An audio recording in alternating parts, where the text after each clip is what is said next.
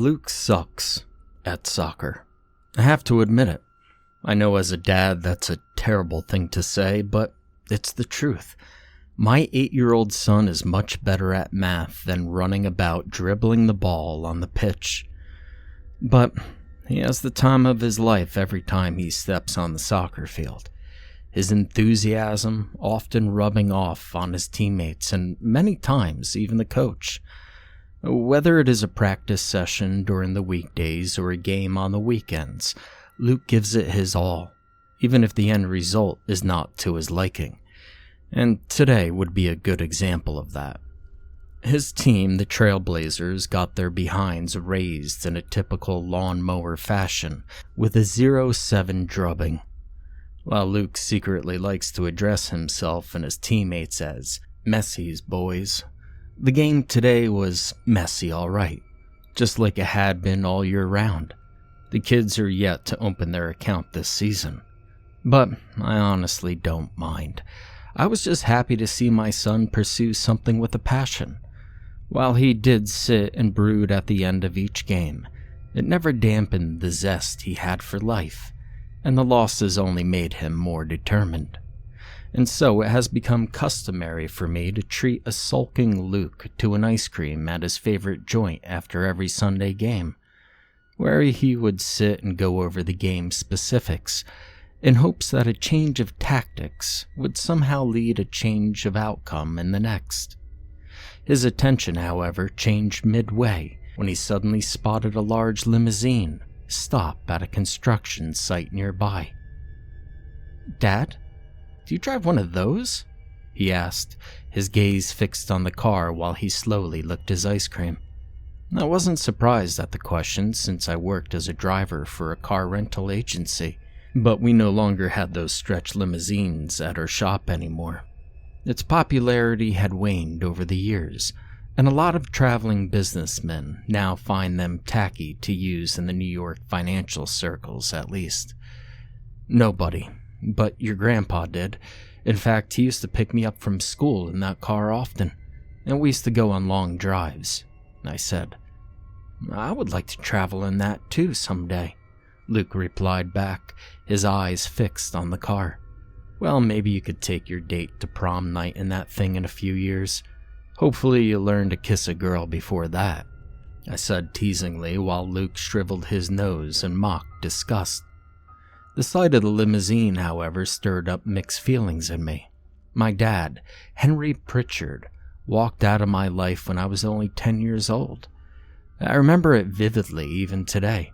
He approached me one day and announced that he was traveling abroad for a little while.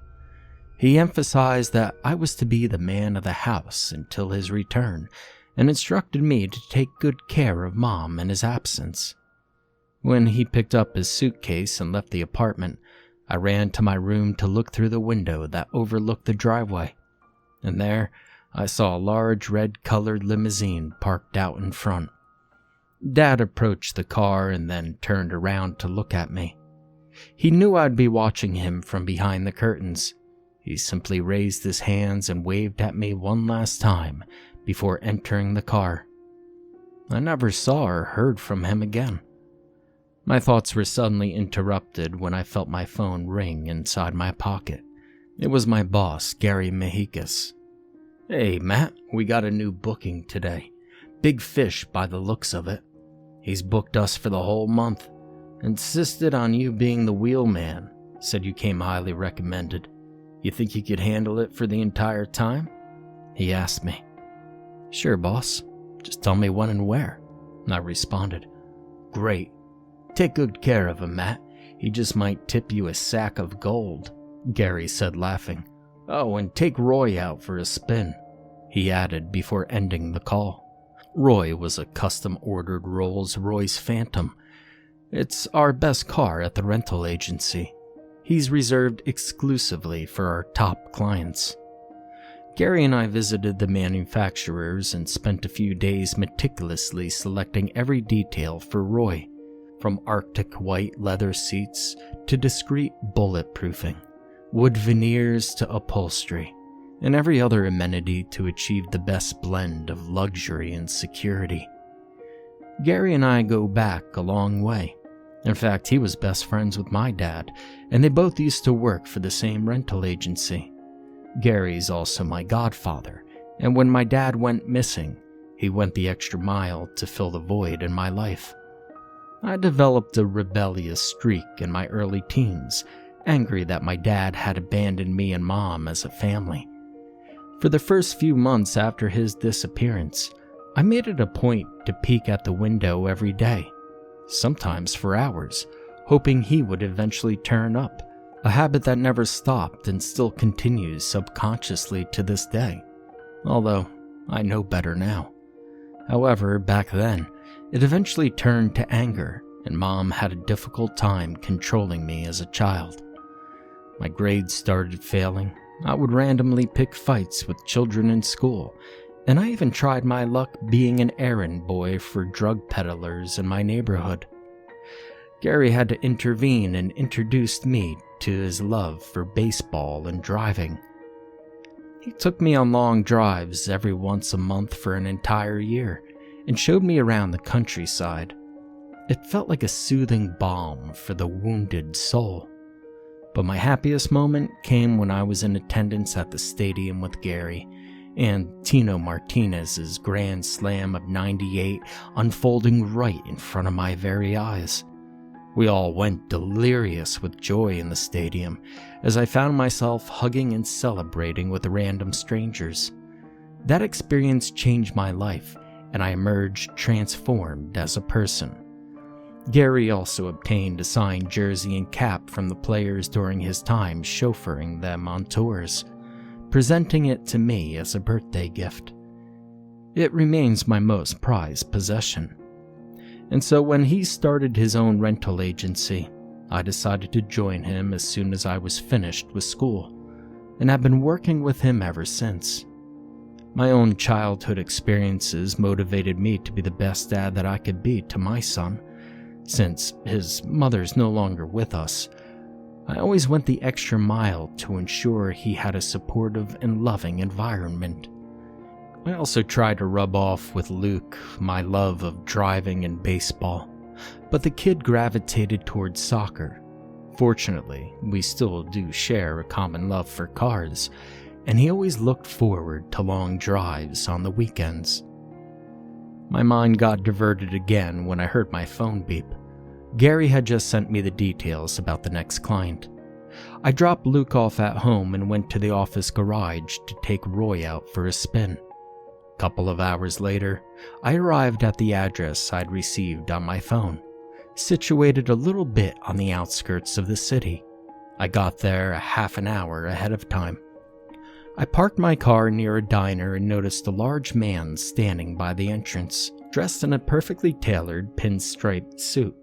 He appeared to be in his early 50s, around 6'4" in height, with broad shoulders and a heavy-set build. His salt and pepper hair was slicked back, and his beard was neatly trimmed. He casually smoked a cigar while holding a walking stick in his other hand, adorned with a prominent goat-shaped carving at the top. "Mr. Thomas Devlin?" I inquired as I stepped out of the car. He nodded, extending his hand while clenching the cigar in his mouth. "And you must be Matt," he declared, with a booming baritone voice. I could see a couple of gold teeth glint in the dark as he flashed a warm smile. "Yes, sir, I'm Matt Pritchard, your chauffeur for the evening. I hope I haven't kept you waiting," I inquired, feeling a tinge of embarrassment despite being ahead of schedule. "No, young man. I usually like to stretch my legs and enjoy a cigar after a fine meal," he said, pointing to the diner behind him. Mr. Devlin looked a peculiar sight in this neighborhood, especially with the diner in the backdrop. Everything about him screamed money.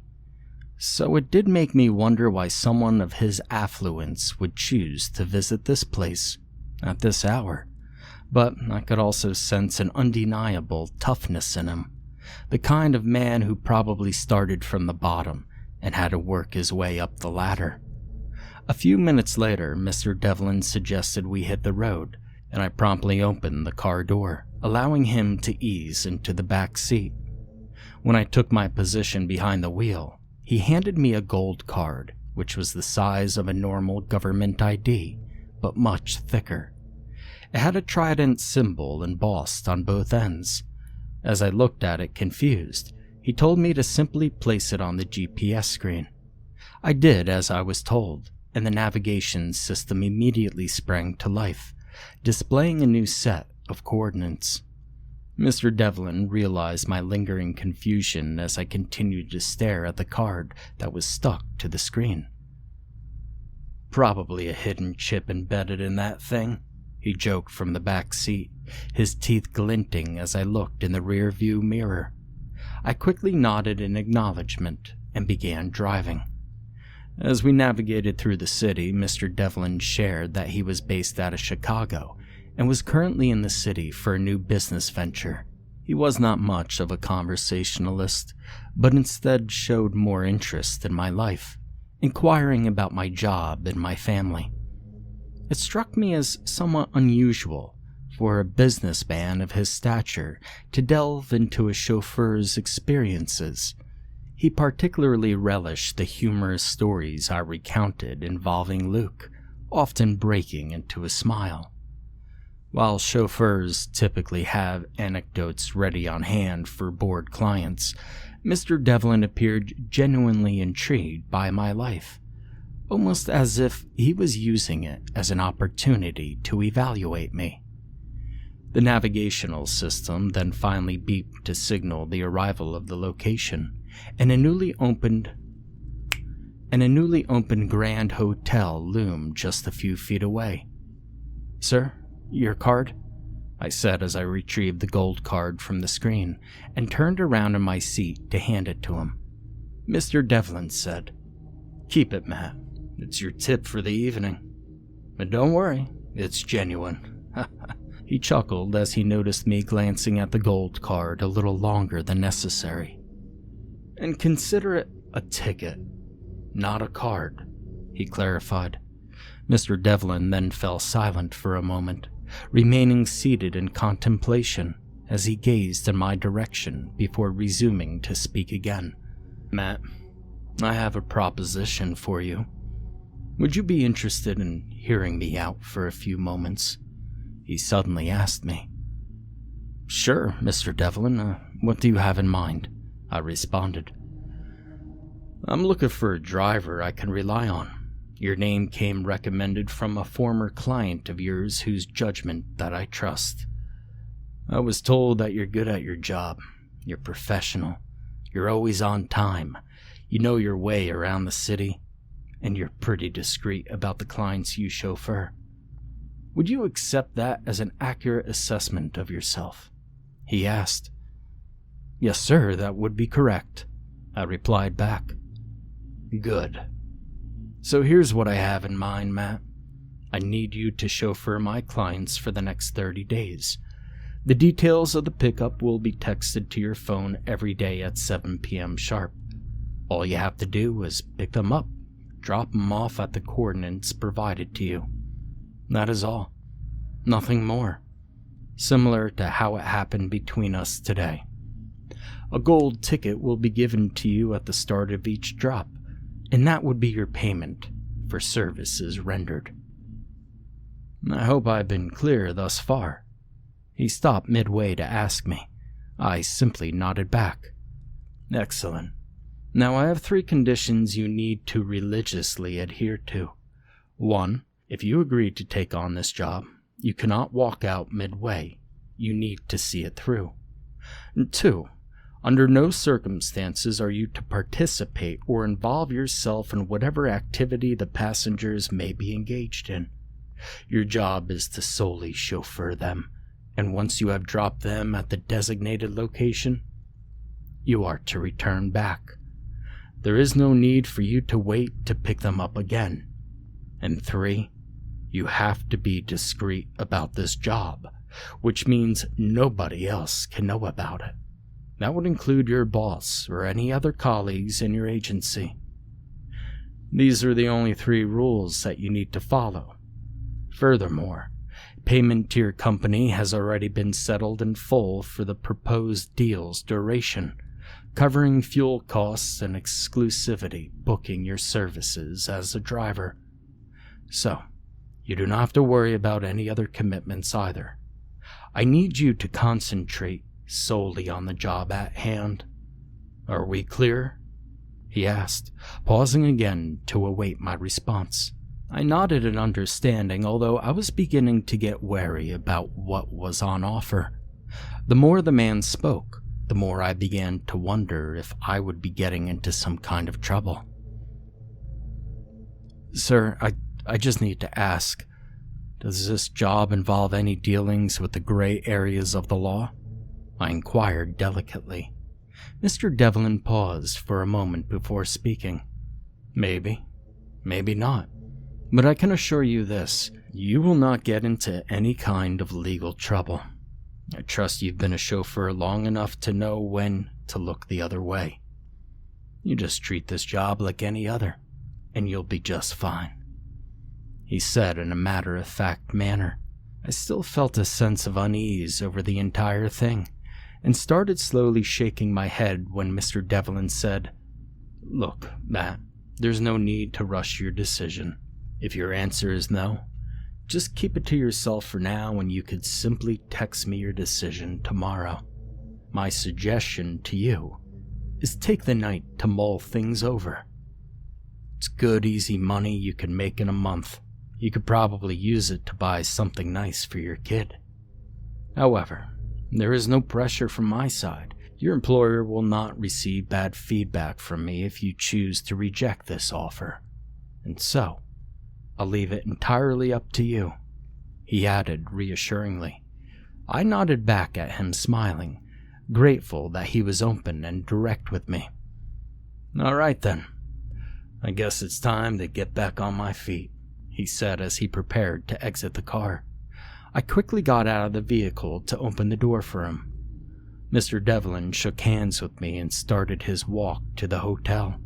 I saw him slowly climb up those stairs and enter through the doors of the newly built Trident Regency Hotel. The following day, just like I was told, I received a text on my phone at 7 p.m. sharp. It gave the location of the pickup and also reminded me to be on time. I sat down and looked at the gold ticket that was laying on my bedside table. Picking it up, I examined it closely, feeling its weight in my hand as I patted it in my palm. It's certainly worth a considerable chunk of money, especially if I was to come in possession of another 30 of them. Plus, the elegantly embossed ruby-encrusted trident on both sides of the car was only going to add to its value. On one hand, I had a bad feeling about this, knowing full well the client from last night could be involved in a questionable line of work. But I also saw this as an opportunity to make some quick money. It was only a month-long gig, requiring a few hours of driving each day. I could easily be making 2 to 3 times my annual salary within that time frame, maybe even more, once I got to know exactly how much these cards are worth. I mean, how bad could this really get? I asked myself when I really thought about it. I might probably require to drive people to an illegal gambling joint, or take a VIP client to visit his favorite hooker in the middle of the night. Nobody's going to hire a premium car service to indulge in petty crime, I reasoned. My eyes then shifted toward my son, Luke, who was immersed in his studies. He was busy tackling a new math problem, and that made me break into a smile. He was probably the only kid in the world who liked the idea of homework. Give him a few books that pique his interests, and he needs to be constantly reminded to eat.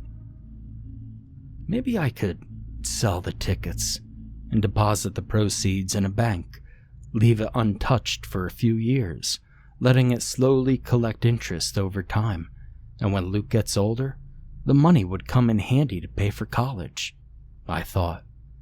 The more I contemplated, the more I wanted to take on this job. So I replied back saying that I would be there.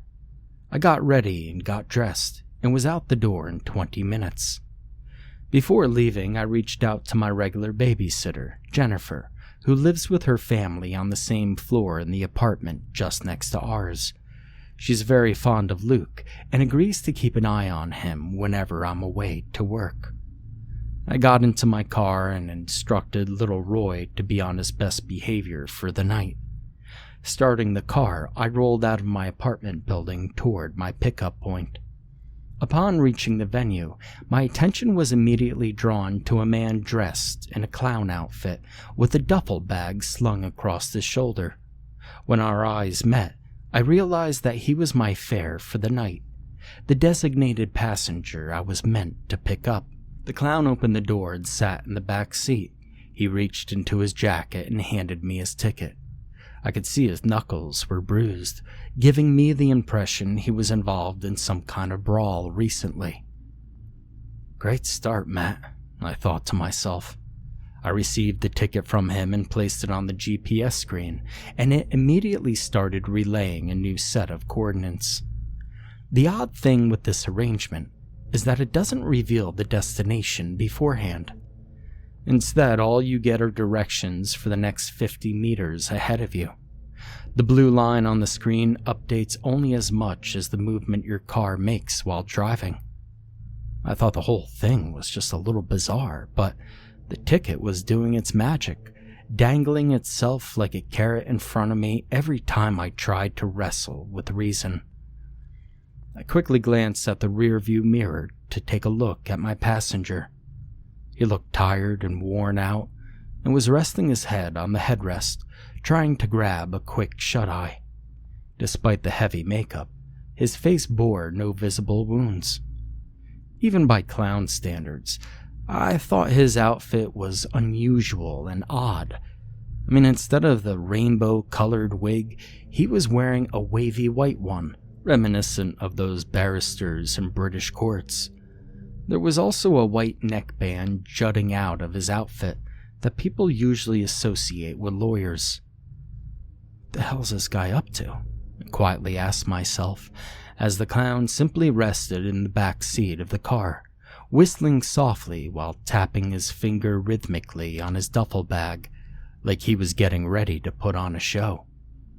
Now, a couple of minutes later, the system beeped abruptly to signal the arrival of a certain Rosa Pharmacy, which was located on the opposite side of the road. The clown thanked me for the ride and stepped out of the car. He stretched himself for a second, and then opened his duffel bag to remove a bugle. He dug his right hand into his pocket to retrieve a knuckle buster and put it on. The oncoming traffic suddenly came to a standstill to make way for the clown as he crossed the road, playing his bugle and twirling his arm raised in the air. The commuters cursed him as they passed by, but he remained unfazed and continued moving forward. The clown then rolled his hand into a fist and pointed at the guy working behind the counter in the pharmacy to signal him of his imminent arrival. The employee just stared back from the storefront window. His face had gone white, and he immediately bent down to probably reach for a gun. But the clown was prepared and suddenly took off into a sprint. He threw away the bugle and rushed into the pharmacy, catching the customers inside by surprise. The employee by this time had retrieved the shotgun, but only just barely, as the clown caught him by the collar of his shirt and banged his head against the counter. He then dragged the hapless employee to his side of the shop and yanked the shotgun away from his grasp. The clown aimed the shotgun in the air and fired at once, suggesting to the customers that they would be wise to flee. He then aimed the weapon directly at the employee's face as he waited for the people to scram. I could see him speaking something animately to the employee, but I was far too away to pick up any of it. Once the people had cleared out, he emptied the shotgun and threw it behind the counter. The clown then picked the employee off the ground and started raining punches on the poor guy. I watched in both horror and amazement as he caught a hold of the guy's shirt and started pushing him forcefully. They both ran themselves into the storefront window, shattering it and spilling onto the pavement. The clown swiftly rose to his feet and began pummeling the employee again, who who laid sprawled on the sidewalk. Each time he raised his knuckle-buster-fitted hand into the air, he looked skyward, as if inquiring with the gods above, "Are you happy? Is this enough?" before delivering another crushing blow. And he kept repeating it again and again. The cars on the road just sped past him, momentarily blocking my view of the event from unfolding, reminiscent of a flickering tube light illuminating a dark space in a momentary bursts. And when the clown's fist did make contact, it was like a streak of lightning hitting its intended target. I watched the whole thing completely transfixed, unable to move mind or muscle. I jolted back to my senses only when a large vehicle suddenly parked itself in front of the pharmacy, completely blocking my view. Up until then, it had felt if I'd been in a trance. I immediately started my car and sped off. As I continued driving, my mind struggled to even recollect if the vehicle on scene was a patrol car or an ambulance, or simply another taxi. The surreal nature of the encounter left me unsettled, questioning the motives and actions of the unpredictable clown. Despite driving in circles for the next 20 minutes, I eventually found myself back to the exact spot where I had left Mr. Devlin the previous night.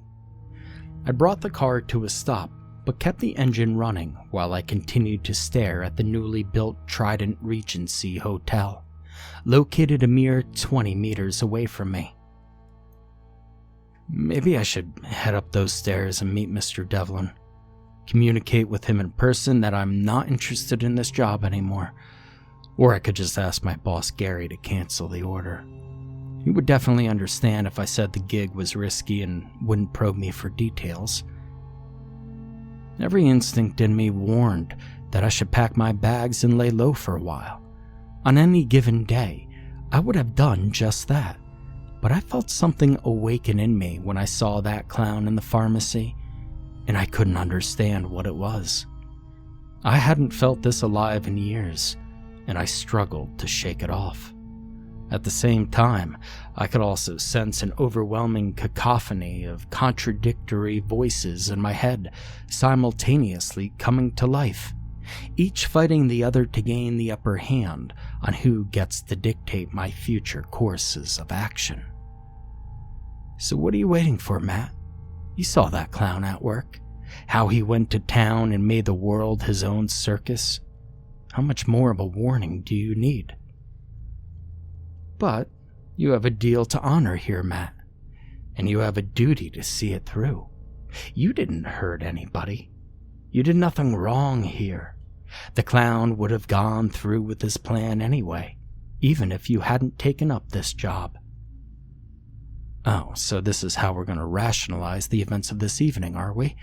Would you consider taking a job knowing you'd be driving for smugglers dealing in stolen body parts, or offering your services to a group that kidnaps kids as they return home from school? No. Matt, these are extreme examples, and are being dished out to screw with your head. Don't overthink this. Listen, the world isn't a fair place. We all know that. Sometimes we gotta make the best use of the opportunities that come our way. Remember, you have a kid, Matt. You need to take care of him. You've seen how smart Luke is. He could be a doctor or an engineer someday. How else are you going to arrange the money for his college tuition? Hell, you swore to yourself the day you held Luke in your arms for the first time you would be present in his life and not abandon him, like your father did to you. Whoa. This is low even for you, Matt, to drag your father and kid into a mess of your own making. Did you ever stop to consider that you could land in prison over this? If day one could be this dramatic, what do you think will follow in the days to come? Are you planning on becoming the best father of the year from behind bars, while your kid grows up in foster care? Do you think the little bookworm can survive the bullying from kids twice of his size? Why don't you just admit it, Matt? That you liked what you saw back there, and that somewhere deep within you, there's a flaw in your moral character." I shut down the car and I closed my eyes, resting my forehead on the steering wheel, trying desperately to filter out all the voices. I took deep, long breaths as I tried to steady my mind. And a little while later, I leaned back in my seat and attempted to think things through again from scratch. One night. Yeah, just one more night, I decided finally. And if things don't change for the better, we're calling it quits no matter what, I said to myself a few minutes later. I started the car again and raced home to get ready for the next day. When the clock struck 7 the next day, I was already sitting in my car and starting the vehicle immediately to get to the location. While approaching the pickup point, I spotted a solitary tall figure near a bus stand in the distance, and upon getting closer, I discovered that my passenger for the night was none other than Batman. As I stopped my car and looked across the window, I saw the man's cape fluttering gracefully in the wind, casting a dramatic silhouette against the backdrop of the city skyline. Batman then opened the door and sat in the back seat of my car. "Gotham City?" I asked, looking into the rear-view mirror, offering a half a smile. I knew my feeble attempt at humor was not going to cut it with him, but I needed to assess the new customer. If I was to somehow try and prevent a repeat of last night, that is. "Somebody's getting real comfortable," Batman growled back with a scowl, while handing me the golden ticket he held in his hand. He then leaned back and looked at the road ahead in silence. I placed the card on the navigation system and started driving, deciding to remain quiet for the remainder of the journey. As the minutes passed, the man masquerading as Batman slowly began to exude a certain kind of warmth, almost reluctant to admit he was having a decent time. A wry smile even appeared on his face as he relaxed to the rhythm of New York's evening traffic, silently observing people go about their daily lives. From friends laughing at each other's jokes in the sidelines, to people enjoying a quiet meal at a bistro, to commuters getting involved in heated disputes with one another, to lovers simply sitting on a bench holding hands. He soaked it all in, with a quiet sense of detachment. I inwardly heaved a huge sigh of relief. Hopefully Batman won't just suddenly barge out of the car mid-traffic, chasing after gangsters in a deserted alley. I also turned on the radio to play some music to further soothe the atmosphere. And in a matter of minutes, both Batman and I were bobbing our heads, slowly jiving to the beat of a soaring jazz number. Though I had no idea who the artist was, I could somehow feel the lingering edge from last night slowly wearing off, when suddenly I was distracted by a beep from my navigation system. I figured we had finally reached our destination, and I gently slowed the car down to a halt. But my heart began to race again when I realized I'd stopped the vehicle just outside of a police station. Before I could utter another word, Batman was already out the door. "Keep the engine running," he said without looking back as he crossed the road to get to the police station.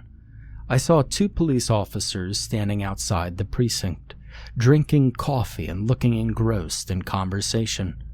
Their attention quickly turned toward the Caped Crusader as he gently bowed his head while walking past them, offering also a quick 2-finger salute that caused both officers to break into a grin. One of the policemen then looked in my direction, winking and smiling at me, as if signaling to mention the arrival of this week's weirdo amongst our midst.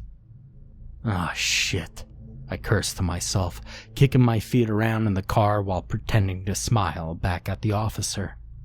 The policeman had spotted me, and the last thing I needed right now was to spend the night in a jail cell. And I could say with certainty that this version of Batman is not looking to pay a courtesy visit to his good old pal, Gordon. I kept the engine running, with both hands tightly gripping the steering wheel, wondering if I should just quietly drive away. But my body had already frozen, and a part of me actually wanted to wait and see what was going to happen. And that scared me even more. I scanned the surrounding buildings looking for cameras, and to my dismay, I found them everywhere. It felt like they had been specifically installed just to keep an eye on me. Then, when I looked across the road to steal a glance at the precinct again, I found the same officer staring at me while his buddy was busy answering a phone call. He had a curious look on his face, as if he were trying to connect the dots to a possible problem. I suddenly felt a pit in my stomach when I heard loud noises emanate from the police building behind him. The screams of people echoed through the air as unknown objects crashed and shattered to the floor. The officer briefly glanced back before fixing his gaze on my panic-stricken face. Finally connecting the dots, he pointed his hand at me, looked me in the eye, and sternly yelled, "Stay." Soon after, gunshots also echoed from within the precinct. Both officers swiftly drew their weapons and charged toward the police building, guns pointed forward. And everything began to unfold in slow motion from that very moment before my own eyes. As they reached for the door, a colossal ball of fire erupted from the building, obliterating everything in its path. The explosion sent shockwaves, tearing the two men's bodies into shreds. One police officer's head soared 20 meters in the air, landing on the bonnet of my car before bouncing off to hit the lamppost adjacent to me, and then finally settling in the dead space between my car and the vehicle in front. It belonged to the policeman who had smiled at me only a minute earlier, and now his haunting, lifeless gaze sent me into a panicked frenzy. I quickly put the gear in reverse, only to hit the car parked behind me, setting off its siren. My senses suddenly snapped back to real life. It was as if the clock had been sped up, and I finally started to experience the full chaotic atmosphere around me. The branches of the trees around the precinct had caught fire. The sirens of multiple cars blared in unison, while the people nearby were scared shitless and ducking helplessly for cover. I quickly tried to compose myself before turning on the ignition again, and tried to swerve to the right as much as possible, to avoid the car from running over the severed head in front, but I wound up chipping it from the side, causing the head to roll over inwards and catch the full impact of my rear wheel. Wincing in disgust, I struggled to steady my trembling hands while gripping the steering wheel. "Fuck!" I yelled out loud once I had cleared a couple of blocks, and when the nerves began to finally settle. I could already see visions of the police breaking into my home and cuffing my hands in front of my kid. What the hell's going to happen to my son? He's got no one else in this world, I thought to myself. My mind was fraught with worry. I drove around that city aimlessly for the next 20 minutes, contemplating the increasing likelihood of my own incarceration. Going to the police on my own accord made zero sense. They wouldn't believe my story anyway. I'd probably be tagged as an accomplice to the crime, and honestly, it wouldn't surprise me one bit. The cops can be ruthless when their own safety is under threat. Then there was Mr. Devlin himself, and that wretched deal of his that I also needed to sit and worry about. Surely, I'm not going to go through with the rest of it now, and he is not going to be pleased over it either. And so I thought it would be best to probably lay low for a while until this all blew over. I ditched my cell and stopped at a convenience store along the way to get a new burner phone. When I reached my apartment at last, I immediately stuffed some clothes into a bag. Gently, I woke up Luke and helped him get dressed quickly, and together we sat in the car and headed for Philly, where I planned to crash at a friend's place for a couple of days before considering my next move. Eric Gunther, an old high school buddy, had moved to Philadelphia for work a few years back, so reaching out to him seemed like a good idea. By the time I reached Eric's home, it was already 4 a.m. He was surprised to see me at his doorstep, with Luke sound asleep and resting on my shoulder, and immediately knew that I was in some kind of trouble. He ushered me in and cleared the spare room for the two of us.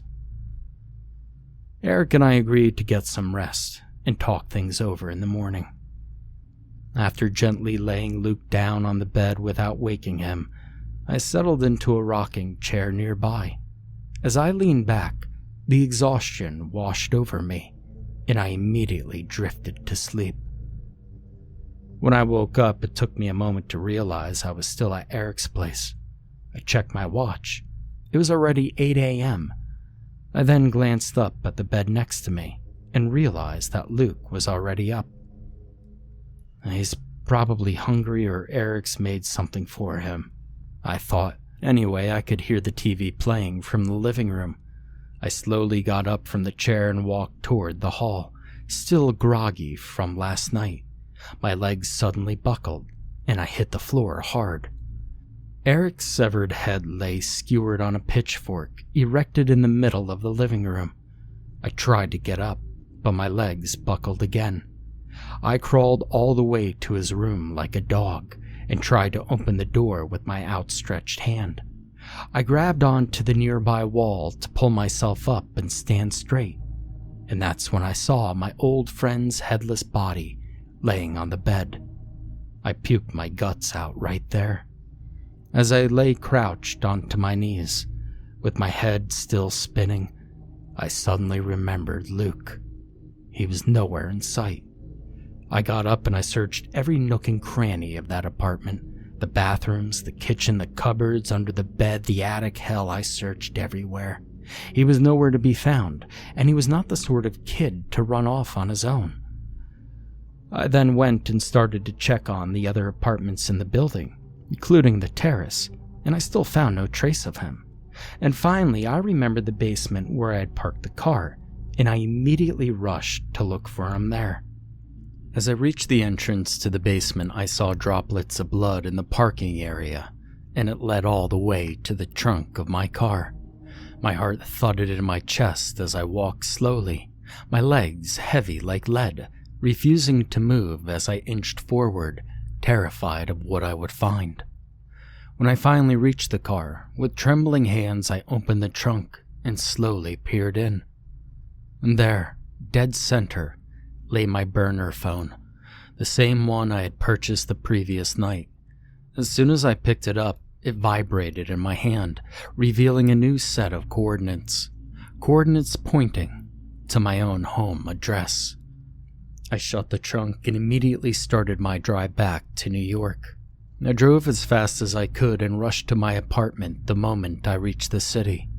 When I opened the door to Luke's room, I heaved a huge sigh of relief to see him with Jennifer, who was helping him with his lessons. I sank into a couch in the hall, teetering almost on the verge of a breakdown. I think Jennifer somehow realized my state of mind and excused herself before leaving for her apartment. She also goaded Luke into coming and sitting next to his dad. The kid came and sat beside me, wrapping his arms around me and resting his head on my chest. An overwhelming avalanche of guilt engulfed me as I sat there thinking about my friend Eric, while also experiencing a feeling of intense relief upon seeing that my son was safe. Luke recalled me waking him up in the middle of the night, but he dismissed it as a dream, as he eventually woke up in his own bed. He then pointed his hand at a sealed envelope placed on the center table, just a couple of feet away from us. When I picked up the envelope, I noticed the wax seal had a trident symbol embossed on it. I ripped it open and took out the letter, and it read, "We had a deal. Get back to your regular life, and don't worry about the cops." The simmering rage gradually took hold of me. I wanted to get up and break every item in my apartment. Luke's embrace was the only comforting antidote that prevented me from releasing all that pent-up frustration. So I simply closed the letter and proceeded to get along with my daily chores. I showered, brought groceries, cooked, cleaned, and then took Luke out for soccer practice. We were back home by 6, and I got ready for my next appointment. Once I was dressed, I simply sat in the living room, looking at the phone placed on the table, waiting for it to go off. And at 7 p.m. sharp, I got the coordinates to my next pickup. I got off the couch, headed to my liquor cabinet, and pulled out a full bottle of bourbon.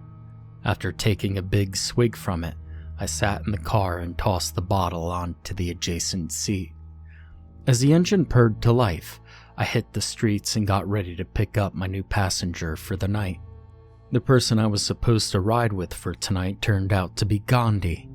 When I arrived at the designated spot, I saw him dressed in a traditional loincloth with a shawl wrapped around his torso. Gandhi placed his walking stick on his lap after settling into his seat and remained nonchalant as he observed me take another swig of bourbon. I pressed the gas pedal as soon as he closed the door and started driving toward the drop point. When I eventually slowed the car down at a signal, I saw a patrol car parked along the sidewalk. For some inexplicable reason, their presence immediately reminded me of the sealed envelope. I then lowered my window and hollered at the officers seated inside the car, and they waved back in acknowledgement. It took 2 large gulps of bourbon in front of them, but I was a little taken aback when they ignored me, even though my car was a mere 10 feet away from theirs. Next, I dangled my entire arm outside the window and started pouring the alcohol onto the street. When even that went ignored, I banged the bottle against the car's door, continuing to empty its contents onto the road as I kept staring at the cops with a smile on my face. I became livid when the officers simply smiled back at me and then continued their own private conversation. In a fit of anger, I got down from the car and I threw the bottle at their vehicle. It hit the bonnet and shattered to the ground, finally managing to grab their complete attention. However, I stood there in stunned silence when I saw the cops searching for the culprit in every possible direction, except for mine, while I was simply standing just a mere 3 feet away from them. The officer pushed me away and continued to search for the perpetrator. They looked ahead, they looked back, and then to the sides, even underneath the car. When nothing made sense, they glanced at the upper floors of the nearby buildings to check for potential mischief makers. The officer then went on to ask me why I was staring at them and ordered me to get back into my car. During this entire episode, Gandhi sat in silence in the back seat, his face betraying no emotion or acknowledgement. And then the signal turned green, giving me the go-ahead to keep driving straight as per the GPS system. I instead took a sharp turn and started going off course from the required destination. I pressed the pedal as the car quickly began to pick up speed. 50 miles per hour, 70 miles per hour, 80. I swerved dangerously every now and then to avoid colliding into other cars, even though I knew I had a passenger I was responsible for in the back seat. I mean, he's not exactly Citizen of the Year, is he? I thought to myself as I continued to live on the edge. He might be dressed as a great man, but he wasn't him. He didn't even look Indian. He looked more Asian, maybe Japanese, and was younger too, probably early 50s. And then Gandhi spoke for the first time since the entire trip. Perhaps it's better not to test your luck against someone who is very good at breaking down people slowly, he said in a calm, detached voice. In that moment, I felt the anger in me dissipate, and I couldn't understand why. But I knew he was right. Things could get even worse than they are now.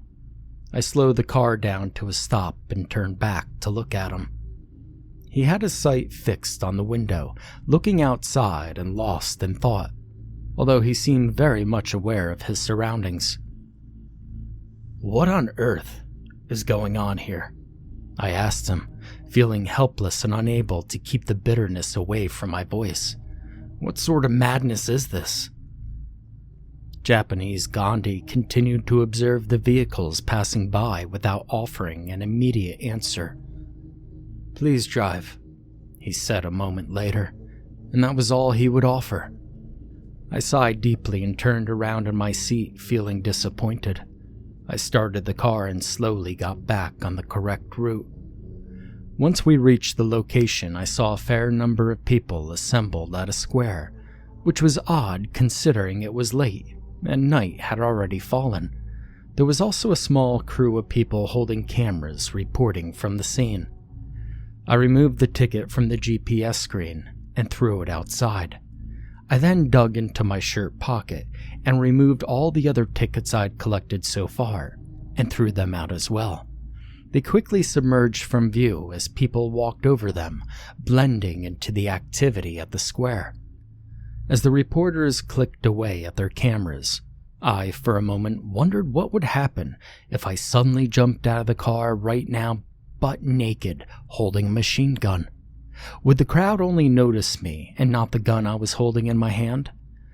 Will I continue to have the same kind of selective invisibility that I had just a few minutes ago? And while these bizarre thoughts lingered in my head, Japanese Gandhi, meanwhile, had already stepped out of the car and slowly strode towards the square, holding his walking stick at hip level, treating it like it were a samurai sword. As I began turning my car around the block to head home, I observed him shift his grip on the stick, raising it horizontally to chest height, and then pulled at it to unsheath what appeared to be a longsword. I no longer felt any interest in watching the event, except sadness for what would follow shortly. Before navigating the corner, I glanced at my rear-view mirror one last time, and I saw Gandhi had his sword raised above his head like a warrior and charged into the group of people protesting peacefully over gun violence. I could tell my mind was simply numb and already getting accustomed to the violence. And I simply drove back in silence. Once I was back home a few hours later, I realized Luke had already gone to sleep. I felt a profound gratitude towards Jennifer for watching over him during my work hours. When I finally entered my room and turned on the light, I found all the discarded golden tickets laying on my bedside table. They had somehow mysteriously found their way back into the house. And frankly, I wasn't surprised anymore, nor did I have any fuel left to feel another round of emotions for the day. I lay down on my bed, and I fell fast asleep. Over the next few days, I chauffeured all sorts of clients. There was a woman who was dressed like a bird with large wings attached to her back. I drove her around New York for 2 hours, where we would stop at various places to feed pigeons, and she would even sing for them. Though not a very skilled singer, she sang from the heart, and the tears flowed freely down her cheeks while the birds flocked around her. As her voice reverberated through the air, the pigeons quietly ate from her palm and flew away only when she was finished singing. When she finally stopped by the Brooklyn Bridge, she walked towards the railing and climbed on top of the ledge, and for a moment I feared that she was going to jump. But the woman simply strapped the wings to her forearms and stood on the ledge with outstretched hands and began singing again. A horde of pigeons rushed towards her, but this time the birds looked angry. One pigeon perched on her forehead and plucked her eyes out, instantly blinding her, while the others pecked away at her body, causing her to scream in agony as she fell into the East River. There was another case where I had to wait outside a hospital. A surgeon stepped out of the building, still dressed in scrubs. As he approached me, he threw away his mask, gloves, and even the shoes he was wearing, and climbed into the car barefoot. We drove for many hours, well beyond the outskirts of the city, to finally stop at a train station in a small town located in the middle of nowhere. He boarded one of the coaches of a goods train and simply lay on his back as the train began its departure. I could see a couple of scalpels jutting out of his pocket. God only knows the kind of havoc he was about to wreak in some remote corner of America. Then there was a case where I dropped different people in the same farmland at one time, over a period of 5 days. They dressed themselves as cowboy, a red Indian, a Confederate soldier, and an African American slave, respectively, while the last one turned up as a former U.S. president. Every time I arrived at the farm with a new passenger, I found the ones already assembled there, huddled around a large bonfire. They sat in silence as they patiently waited for all the members to arrive. The moment George Washington set foot on the farm, the guns were out for what would only be a duel to the death. I often woke up in the middle of the night pondering what fate eventually befell the passengers who traveled in my car. I guess I could simply chalk it down to fear over my own well-being and whether I too might meet a similar end. I mean, how long before one of these passengers sees me as their target? Or what would happen to me once this month-long gig was up? Would I become expendable, face the same grim fate as those I had driven around? And so I regularly scanned the news, looking for any information available on my passengers. But going down that rabbit hole only unearthed more questions to which I had no answers. I mean, in some cases, the people involved were apprehended and imprisoned. For instance, the clown was eventually caught and thrown into jail after being involved in more than half a dozen brawls around the city.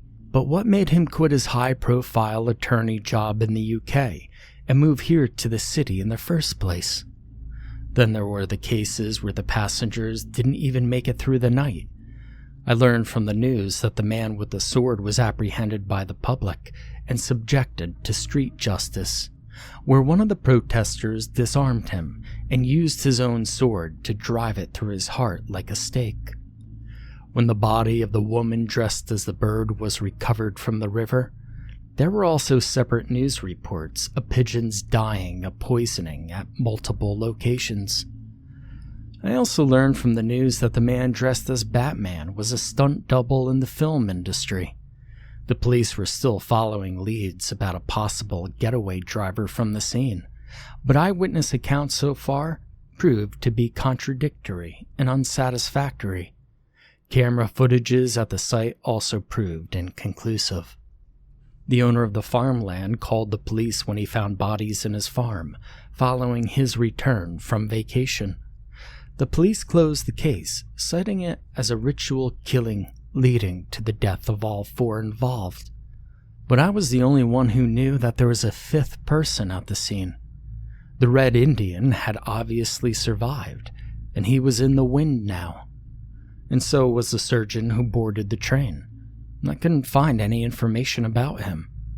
And so, as the days turned into weeks, I had become accustomed to any and all kind of unpredictability from my passengers. But I kept stacking up tickets as time went by.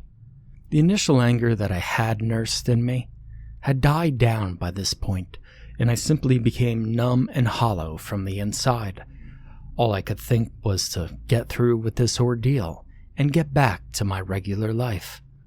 I still hoped that would be a possibility for me. And the last day finally did arrive, where I would chauffeur my 30th and hopefully last customer of this month-long nightmare.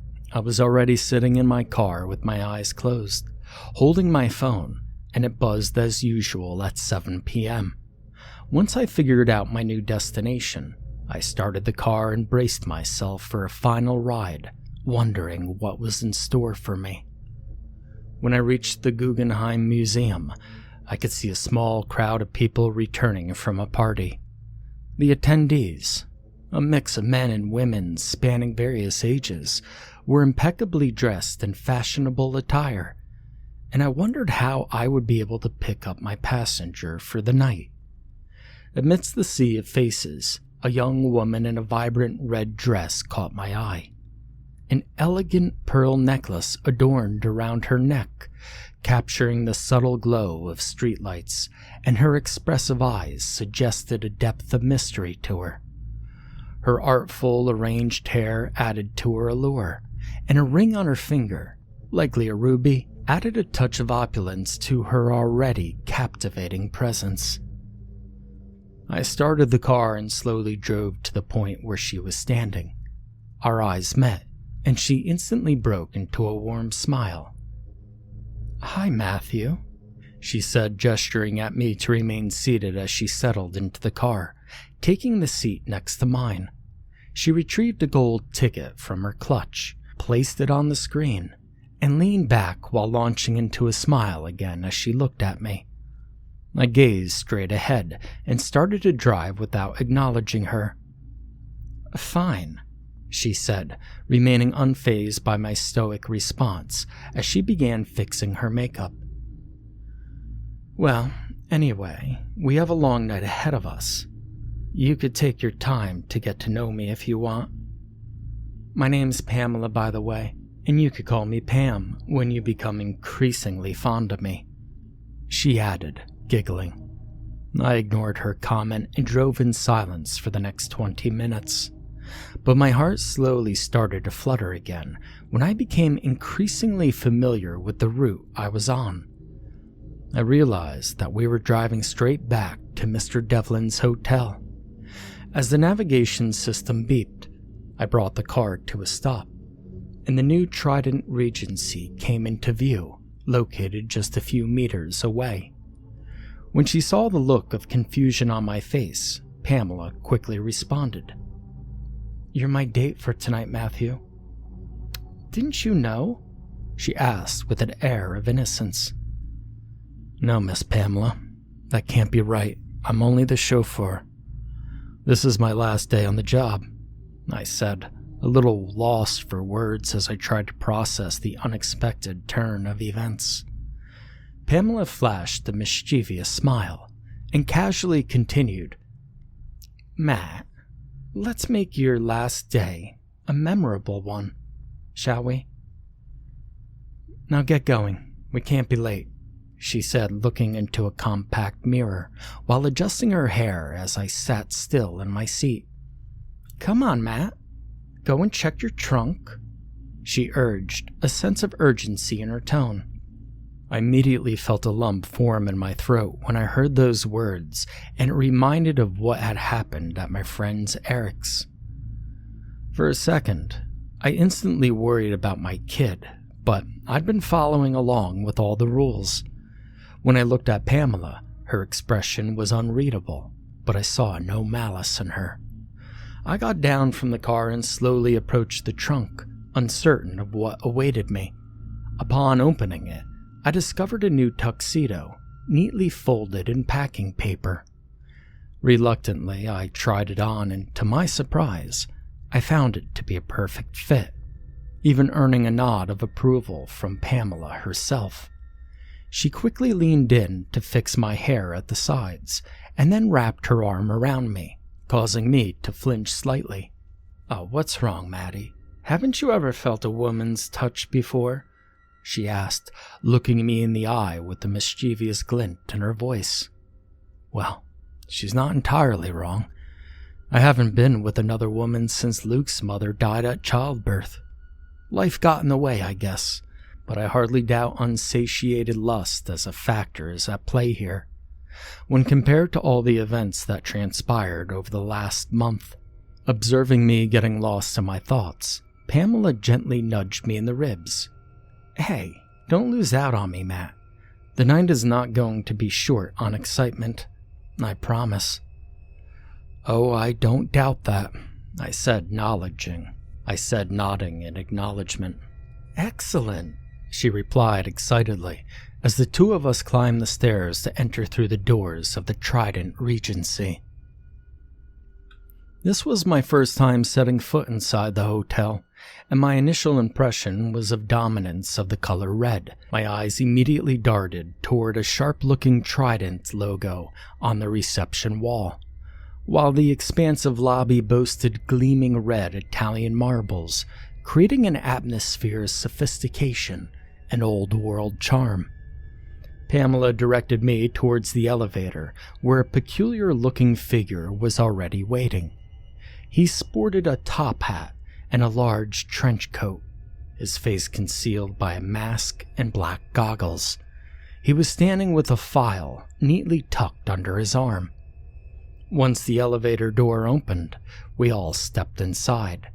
The display panel revealed that the building had around 50 floors in total. Well, 51 actually. The topmost floor had no number and was marked D. I could see that floors 40 and above were restricted to the general public. Pamela utilized her ruby ring as a key, inserting it into a slot next to the display, and pressed 44. The masked man pressed 41, repeating the process with his own ring. More and more people entered the lift as it ascended, bringing us all closer together. However, the higher it went, the quicker people vacated it, finally leaving only the three of us, as we now entered the restricted zone. The man with the mask stood just inches in front of me. When his floor arrived, he stepped out, turned towards me and Pamela, and bowed once before heading off again. My attention, though, was more focused on the narrow corridor I saw in front of him. It was filled with hundreds of people dressed just like him, their faces covered, all with them holding on to a file. They were seated in rows of chairs that stretched farther than the eye could see. Before I knew it, the elevator door closed again. Who are these people? What on earth is this place? I began to ask myself. When the doors opened again, I was looking at a large hall with hundreds of people seated at tables, busy playing cards. Pamela grabbed my arm, leading us into the hall, where the manager promptly escorted us to a pair of vacant seats at a table. Where are we? What's going on? I asked Pamela, bewildered by the situation. Well, we're going to play a round of poker, Maddie, Pamela explained. But I don't have any money, I responded. We don't use money here, Matt, she replied, and that was when I grasped it for the first time, noticing the gold tickets neatly stacked at every table. I don't have mine with me now, I replied. Don't be silly, Matt. What do you think that is? Pamela asked, smiling and pointing to my right. To my utter surprise, my stash of gold tickets had magically appeared out of nowhere and was resting on the table in front of me. I could already feel my head spinning, with beads of sweat forming on my forehead, even as we sat in an air-conditioned room. When I pulled out of my pocket square from the tuxedo, a small slip of paper fell into my lap. I picked it up and opened it. The message read, "Don't spend the tickets." The note also caught Pamela's attention as she grabbed it from my hand, and I saw her eyes widening in surprise as well. Before she could utter another word, I abruptly stood up from my seat and dashed toward the hall's entrance. Once inside the elevator, I started pressing the buttons for the lower floors and realizing the ring was needed for activation. Pamela arrived at the elevator entrance with a couple of security guards by her side. She had an annoyed look on her face and was about to direct her guards at me. And just then, I noticed the button lighting up on the display marked D, the topmost floor of the building. Pamela noticed this too, from the display on the outside. As the doors sealed shut, I caught a curious smile on her face, prompting her to signal her guards to stand down, while a shiver ran down my spine, leaving that as my last image of her. When the elevator reached the final floor, a cold gust of air welcomed me from a dimly lit corridor. Small pots of fire lined either side, barely allowing me to see more than 10 feet ahead. Stepping cautiously onto the corridor, the pots automatically began to ignite as I slowly moved, illuminating the path before me. Then the temperature began to rapidly change as I continued to walk ahead. The chill I felt at the beginning was now replaced by a hot breeze, and I could already feel the back of my shirt sticking to my skin. Finally, I stood before a grand entrance, its massive doors adorned with a large, ominous-looking goat carving. The doors then suddenly opened on their own, and I took a deep breath before deciding to step inside. I felt an unsettling aura envelop me as soon as I stepped foot inside. The fires raged against the walls as they ebbed and flowed in a rhythmic fashion, lending the place an unnatural crimson glow. At the center of the chamber, I saw Mr. Devlin sitting at a large throne, his tail gracefully mimicking the dance of the flames around him. And above the throne, a pentagram symbol with a goat's head embedded within hung ominously. Mr. Devlin looked very different from when I had seen him last. The heavy-set frame with the salt and pepper hair was gone. Instead, the one sitting in front of me looked like an incarnate of the devil himself. Bald, with fiery red skin and menacing horns that adorned his head, he exuded an otherworldly presence. With a slender frame and a face seemingly untouched by the passage of time, he looked to have stopped aging at 30. The devil's piercing gaze met mine, while a chilling silence gripped the room. "Greetings, Matthew. What a delightful surprise." Mr. Devlin's voice cut through the crackling of the flames. "Well, it's not every day someone stumbles right into the devil's lair," he said, breaking into a smile. "Why don't you sit down first?" he continued, pointing his gaze at a chair that appeared magically in front of me. I hesitated, feeling a knot tighten in my stomach, unsure of what awaited me in the presence of this threatening presence, but I did as I was told. "What am I doing here, Mr. Devlin?" I asked, looking around. "Are you really the—" "Yes," he replied back before I could even finish the question. And then he went silent again, intensely staring at me as his tail swooshed about in the air. Now, a lot was going on in my mind. There were so many questions I wanted to ask, but I went with the one that would probably offer me the quickest exit out of there. "Are we through with the month-long deal? Can I leave?" I asked him. "Well, you haven't spent the tickets yet, Matthew," he said, continuing to stare at me. "Well, I'm not much of a gambling person, Mr. Devlin. I'm just a simple guy. I don't have much in the need for gold tickets either.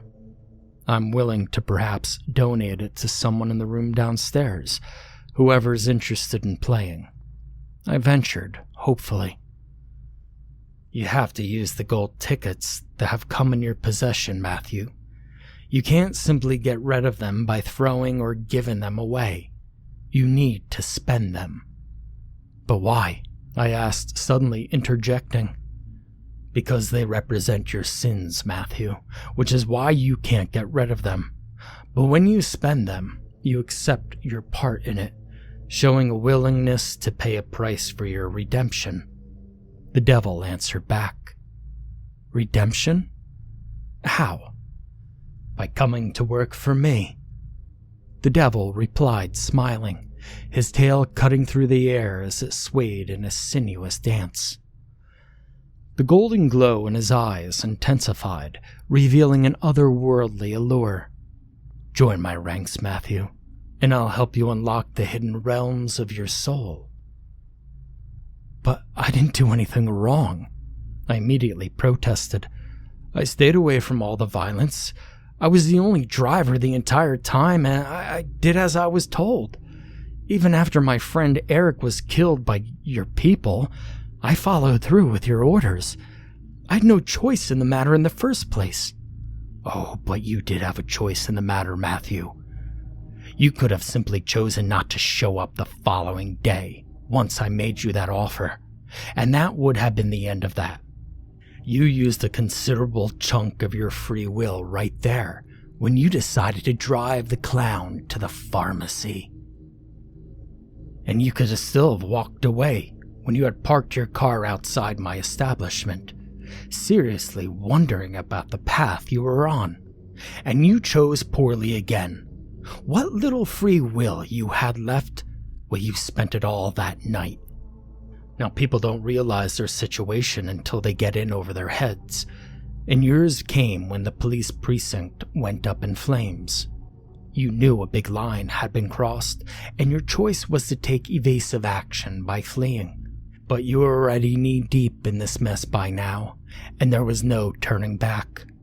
You had to now see it through to the end. The devil's words resonated. It was a somber reminder of the irreversible path that I had treaded.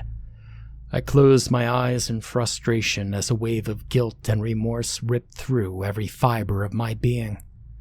It felt like a mirror was talking back to me, picking out my shortcomings at will and throwing them back at my face. "Don't you think this is entrapment?"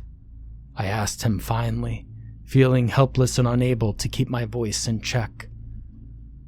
I was living my own life, without being a threat or a bother to society.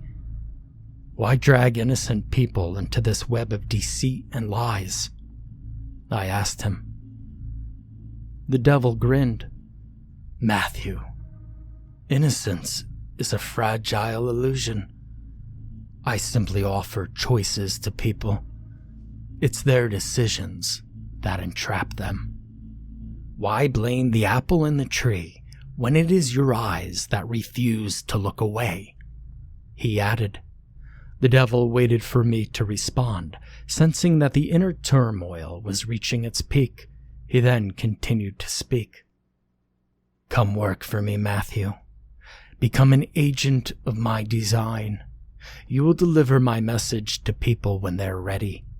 You will tread places where light can never hope to reach, and together we will spread my influence far and wide, casting shadows forever that linger in the hearts of people that we touch. Respond to your calling, Matthew, just like how your father did." I suddenly looked up at him in shock. "My father worked for you?" I asked, unable to suppress the quiver in my voice. "Your father, in fact, was the one of the people who boarded the elevator with you. You do remember, right? He even bowed down before you and Pamela when he got down on his floor?" The devil asked me while I sat still, open-mouthed in shock. "Who else do you think slipped that little note in your coat?" Was sneaky of him, I must admit. Still looking out for his son, I gather, the devil said with a hint of amusement, relishing in the unfolding drama. "Had it not been for his intervention, you would have spent your tickets by now and come directly under my employment," the devil concluded. "What work did my father do for you?" I asked him for the first time, curiosity overtaking my disbelief. "Your father works for me as a ledger man. You saw those people down at floor 41, didn't you? The ones wearing a hat and dressed in a trench coat with a file tucked under their arms. They're the ones tasked with the responsibility of handing over the file to people who are ready to embrace their true nature. The file is representative of a ledger, which is a culmination of individuals' actions, choices, and the moral debts they accumulate through the course of their lives.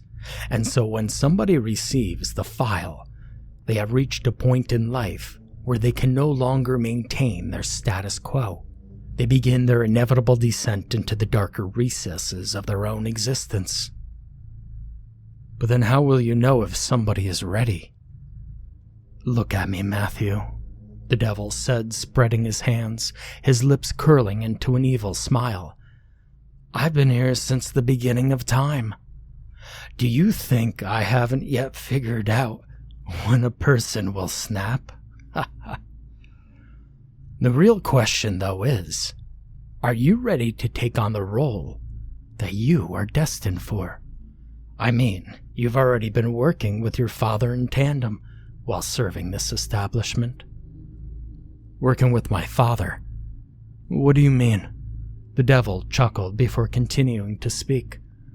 Who do you think acted as the ledger man while approaching the clown, or the woman dressed as a pigeon, or the surgeon, or every other person you chauffeured in the past month?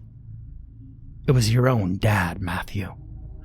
Both father and son have been working together to propel individuals to embrace their own destiny, to bring them on to the brink of self-awareness. And while the father showed them the mirror to help break the walls around them, his son drove them toward their eventual fate. Well, it is beautiful when you think about it. Wouldn't you agree? The devil mused, his eyes gleaming with satisfaction. So, you want me to become a ledger man as well? I asked finally, my voice laced with uncertainty. Yes, that is correct. While your father has served me well, he is immortal at the end of the day, and I am not a tyrant to work him to the bone. He can retire and continue to serve in the afterlife, so it is essential that you fill his place now. You are ready, Matthew. I can see it. The devil spoke with a subtle nod of approval. Why can't you just hire somebody else? Since my father has already served you, why not find a replacement from another family? Why does this have to be me? I asked him. Because your family owes me, Matthew. Your great-great-grandfather, Armand Pritchard, was a rich count in Europe who lost all of his wealth when he moved to the United States. He struck a deal with me, promising 10 generations of Pritchards would serve at my feet if I helped him win back his wealth. So, you are the 5th in that line, Matthew. Your lineage is still only halfway through with paying your debts. The devil replied. I sat there in shock as the weight of a generations-old promise settled heavily on my shoulders. I had been aware that my forefathers were wealthy, while my own father grew up poor since his childhood, but my biggest concern was for my own child. Does that mean Luke will have to take over for me as well? I asked the devil, petrified at that prospect. Eventually, yes. And so will his child, and later his child's child, and so on and so forth, until the debt is paid in full, the devil affirmed, sealing the fate of generations to come. No. I began in anguish, my voice breaking under the weight of the revelation. This can't be happening. It's not right to hold an entire lineage hostage to a promise made by someone centuries ago.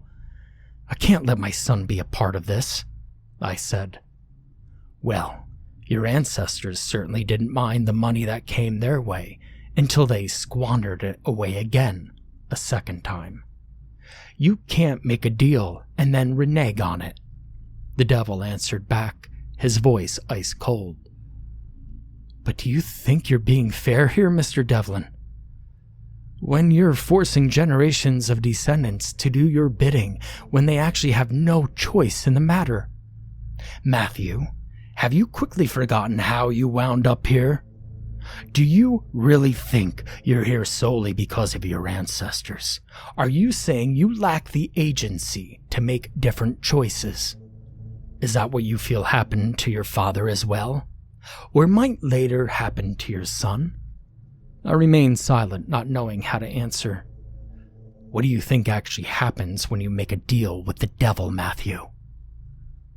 It gives me the opportunity to pursue you relentlessly, without anyone running interference. That is the cost you incur, Matthew. Let me put it to you this way, Maddie, he continued, sensing my struggle to make sense of it all. Imagine I'm a fisherman standing at a boat in the middle of the ocean that is teeming with rich, beautiful marine life, and amongst the vast array of fish at my disposal, I seek a particular one, an elusive, prized catch that holds a special significance to me, one that I know is fated to cross my path. This gives me the freedom to chase it without having to bother about any sort of divine intervention, and I could pursue it to the ends of the earth, knowing full well it most likely to eventually yield either to temptation or desperation. Are you saying, Mr. Devlin, that God will not watch over people like me? That I'm somehow not deserving of this benevolence, or that He would not shine a light for me at the end of the tunnel? I asked, feeling a little lump form around my throat. I'm saying, for people like you, there's only so much light that you can handle. Interference does not have to always be a direct act of God. For instance, you're involved in a terrible car crash, but escape with only minor bruises. No. Intervention can also occur in subtler ways, like the blessings of people in your life who make a difference. Such as a father who guides a rebellious son, a mother who nurses her child back to health, a supportive sibling who sticks with you through thick and thin, or a friend who stands up for you against bullies in school. Blessings manifest in various forms. But then, Matthew, for people like you, these blessings are always on short supply, and when they run out, and they do, Matthew, it leaves a gaping hole in your heart that light can never hope to fill. It is then that you turn towards me for guidance. As the devil's words settled over me like a suffocating fog, a flicker of realization sparked within. I could sense that he was messing with my head in an effort to get me to toe his line. At the same time, my mind was trying to conjure solutions to evade the same fate. There must be a way out of this, I kept thinking to myself. The thought of passing this burden on to my son simply filled me with dread. Perhaps I could flee with Luke whenever I get the chance to seek refuge in a religious place, like a church, which could shield us from the devil's influence. While I furiously mulled on the future course of action in silence, the devil resumed, speaking again. Matthew, you do realize that you're free to leave, right? As long as you don't spend the tickets. I will not touch you. But do remember this. Every little plan you're hatching in your head right now has already been tried before by others. So if you feel you need more time to figure this out, go ahead. But keep in mind, there will always come a moment where you will eventually lay your hands on that ticket. Where you will eventually lay your hands on those tickets yourself. You can run and hide wherever you wish, but the tickets will continue to hang around your neck like an albatross. Maybe you'll find refuge in another place by running away, but everybody there will eventually come to know you own something of value, and that will put a permanent target on your back. Or maybe in the future, there's an injury to you or Luke, and you finally decide to pawn the ticket because you urgently need money for surgery. Or maybe Luke develops a drug problem and decides to use the ticket to fund his habit. I could go on, but I think you get the gist. The devil warned with a malevolent grin. For better or worse, due to your dad's intervention, you're sitting here right now in a position to negotiate your fate. Why not try and make the best use of it? He asked me finally. I cannot abandon my child, Mr. Devlin. Not when I find that he's destined to eventually end up like me. I have a duty to protect his freedom, even if that means fighting a losing battle, I said, crestfallen, but my voice resolute and filled with conviction. And for the first time in my life, I began to appreciate the choices my father was confronted with and the sacrifices he had to make to honor his obligations. The devil regarded me with subtle amusement, silently gauging both my determination and the inner turmoil I grappled with. And in that silent moment of acknowledgement, it became evident that the devil fully comprehended the challenges I was prepared to face for the well-being of my child. "Okay, Matthew, maybe there's an alternative to this impasse," the devil finally suggested, "but I'm afraid you're not going to like it."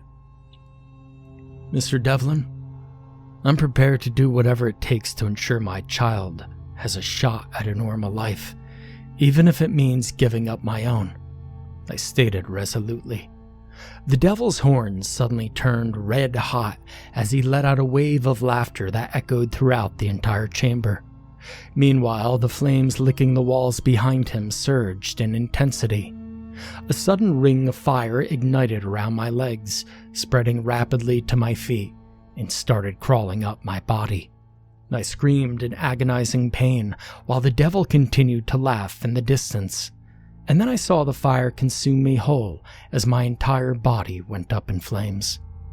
When I opened my eyes, I realized I was sprawled on the couch in the living hall of my own apartment.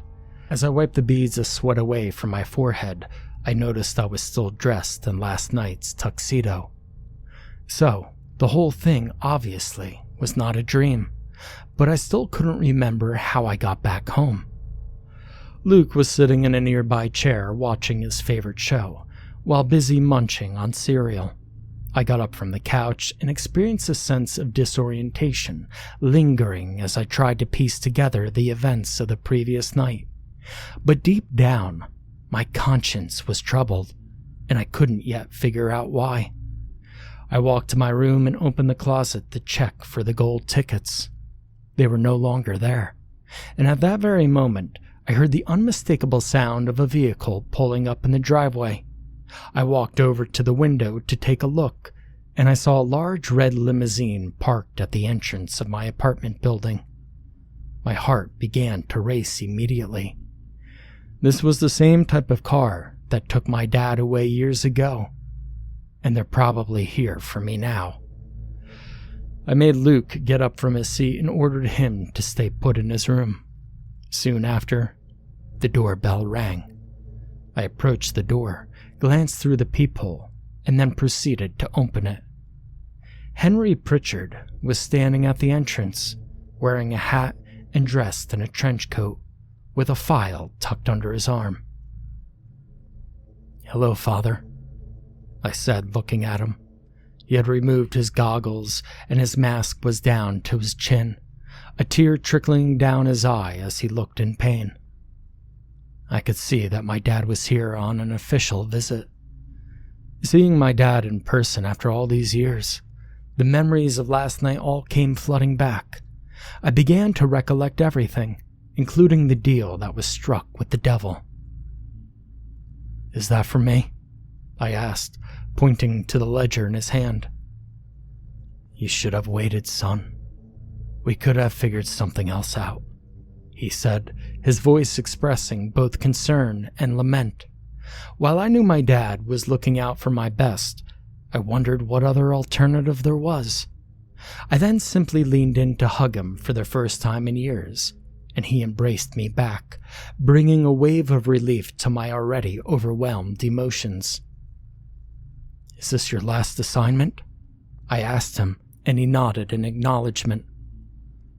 "Good, because that was part of the deal," I said to myself in silence. Our eyes then immediately shifted to Luke's room, where the little boy was peeking from behind the door, wondering what was unfolding in the living room. "Come here, boy. Come say hello to your grandpa," I said, looking at him. As Dad lifted Luke and gave his grandson a tight hug, I took away the ledger from his hand and sat down on the couch nearby to take a look. When I opened it, all I found was a gold ticket inside. I took it in my hand and watched my reflection appear alongside a set of numbers and a date before dissolving into nothingness. "So, I have around 72 hours? I asked, pointing the card at Dad, He nodded in silent affirmation while Luke was busy playing with his goggles. I took a deep, long breath and finally replied, "All right then. Let's make the best use of this time that we have left." We spent the entire day outdoors, ensuring we gave Luke the best possible memories to last a lifetime. Dad and I took him to see a show by the Blue Man Group, where 3 blue-colored bald men enthralled the audience with their music, comic skits, and energetic performances. Our ferry ride to Staten Island turned into a photo-filled escape, capturing panoramic views of Manhattan, with the 3 of us striking all kinds of silly poses together. This was followed by a stop at Lombardi's, Luke's favorite pizza joint. The next day, we started with a trip to Central Park, where Luke enjoyed a ride on the famous carousel, and we all took a relaxing rowboat ride on the lake. Afterwards, we headed to the American Museum of Natural History. I had signed up Luke and Dad to take part in a scavenger hunt at the venue, and the 2 of them had a blast as they spent the next couple of hours poring over clues, excitedly exploring exhibits, and discovering hidden treasures throughout the museum. I stayed in the background, observing Luke form a bond with his granddad, their laughter and teamwork filling me with a sense of warmth and relief at the same time. And later that evening, we went to Broadway to see The Lion King, and the joy on Luke's face as he watched the performance was priceless. By the time we returned home, everyone was exhausted, and Luke had already fallen asleep. The day before I was about to leave, we spent the morning playing board games while ordering in. A little after lunchtime, I received a text from one of my colleagues at the rental agency, whom I'd been waiting to hear from all morning. I called out to Luke and told him we were going out for a little drive, and I told him to get quickly dressed. When we arrived at the stadium, Luke had a puzzled look on his face. "Do we have a game scheduled today, Dad?" he asked me as we stepped down from the car and walked toward the stadium. My friend and colleague from work was waiting at the entrance and escorted us inside, and I saw Luke's jaw drop when he saw his soccer idol, Messi, undergoing a training session on the field. And as we took a couple of seats in the stands, we saw Messi execute his signature moves and interact with his Miami teammates. Luke's eyes were wide with awe and admiration, and the entire experience was surreal for him, and he could hardly contain his excitement. After the practice session, my colleague arranged for us to meet Messi, and Luke got the chance to take a photo and an autograph from his hero. His face lit up like a 100-watt bulb when Messi placed his hands on his shoulder for the photo. On our drive back home, I gently explained to Luke that I would be traveling to Europe for work. I told him it would only be for a month, and there was nothing for him to worry about. "Grandpa will take good care of you until I get back," I reassured him. Luke nodded subconsciously, his eyes still glued to the soccer ball that Messi had signed for him. He rolled it gently in his hands, a small smile playing on his lips as he traced the autograph with his fingers. I've never seen the kid so happy in his life. In the evening, I had a private chat with Dad regarding Luke, about how to manage him in my absence. I explained to him how I had coped during the difficult periods in my childhood, hoping that it would give him some insight on how to handle Luke if he started to act out. Dad was particularly upset about the path that I had chosen, but there was nothing he could do to change it now. The 2 of us had a few shots of whiskey to take away the edge, and that did provide some relief. It was also my first adult moment with Dad, so that's a memory to keep. The following day, the 3 of us left for Luke's soccer practice in the evening.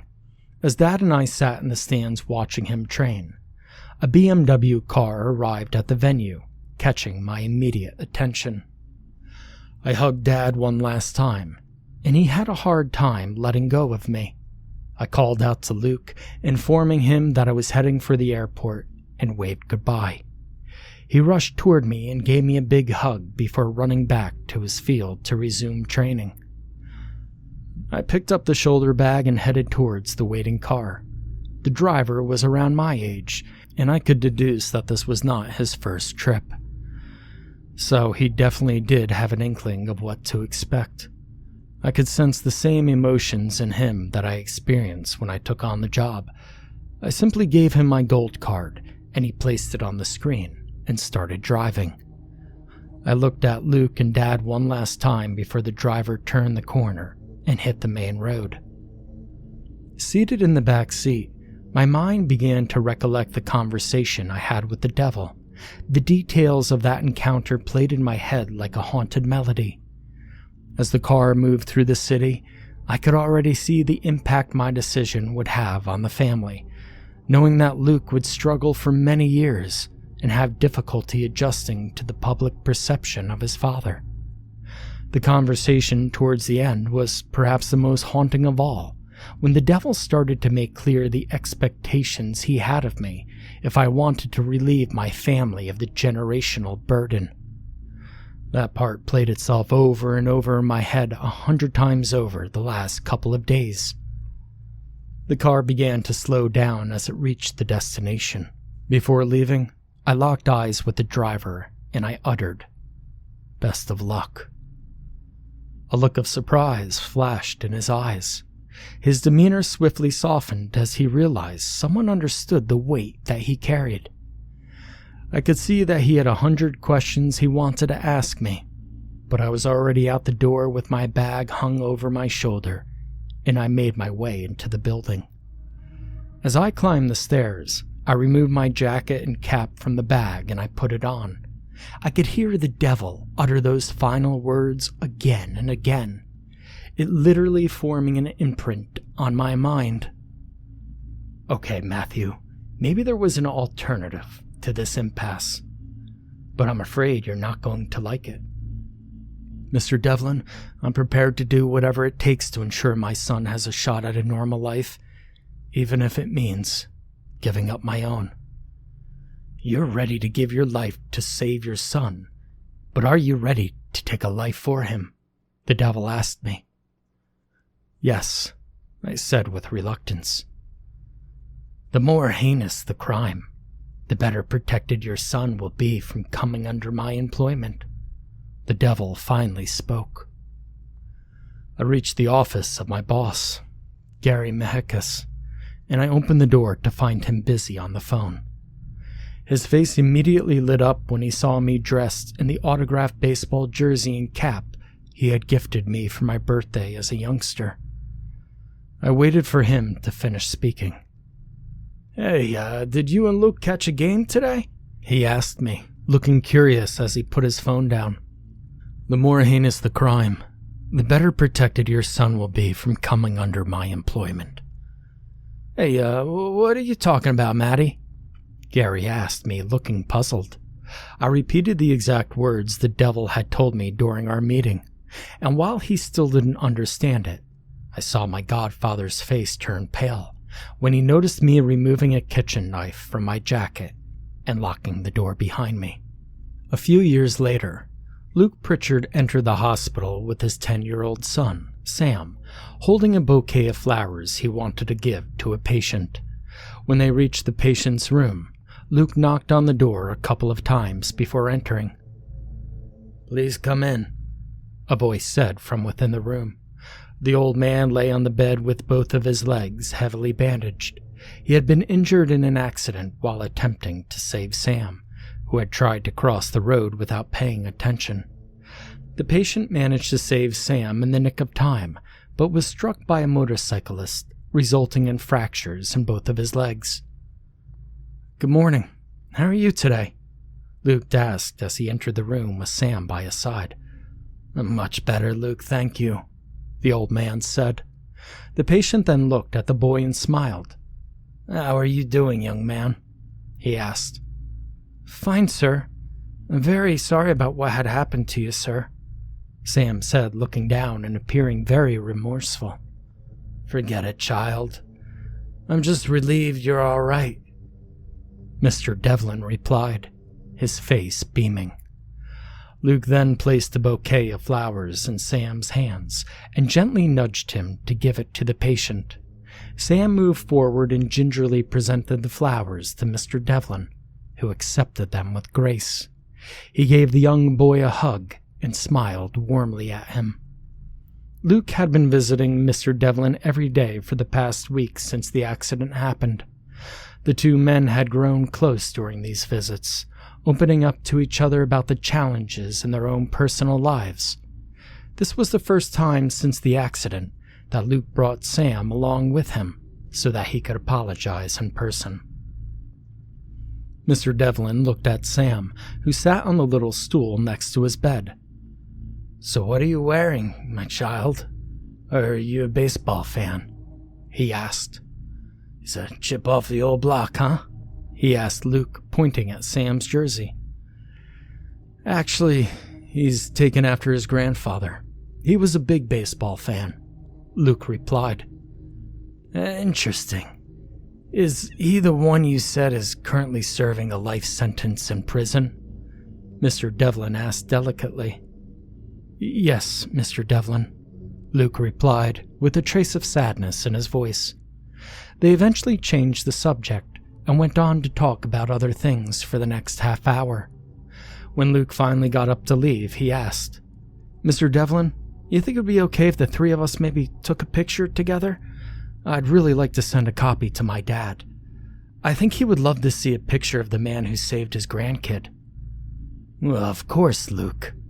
I would absolutely love that," Tomless Devlin replied, breaking into a smile.